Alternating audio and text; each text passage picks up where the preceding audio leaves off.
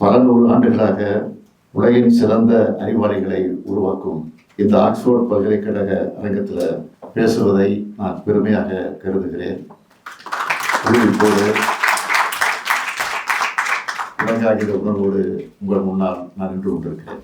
இங்கே நான் தமிழ்நாட்டினுடைய முதலமைச்சர், தெற்காசியா அரசியலை புரட்டி போட்ட இயக்கமான திமுக கழகத்துடைய தலைவர் என்ற தகுதியால் கூட மட்டுமல்ல, பெரியாருடைய பேரன் என்கிற அந்த கம்பீரத்தோடு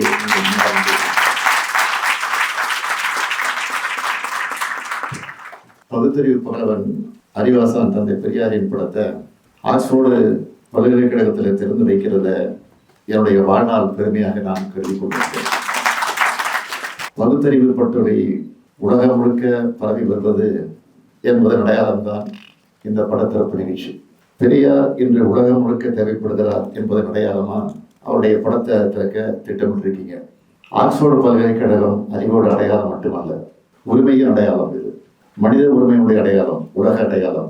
அப்படிப்பட்ட இங்கு பெரியாரோட படம் திறக்கப்படுவது என்பது உங்களுடைய பெருமைக்குரிய ஒன்றாகும்.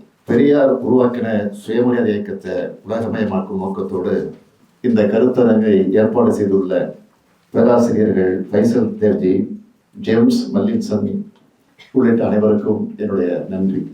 சுயமரியாதை இயக்கத்தோட தொடர்ச்சியாக இருக்கும் திராவிட முன்னேற்ற கழகத்தின் தலைவர் பொறுப்பில் இருக்கிற எனக்கு இதைவிட பெருமை எதுவும் என்னால் இருக்க முடியாது.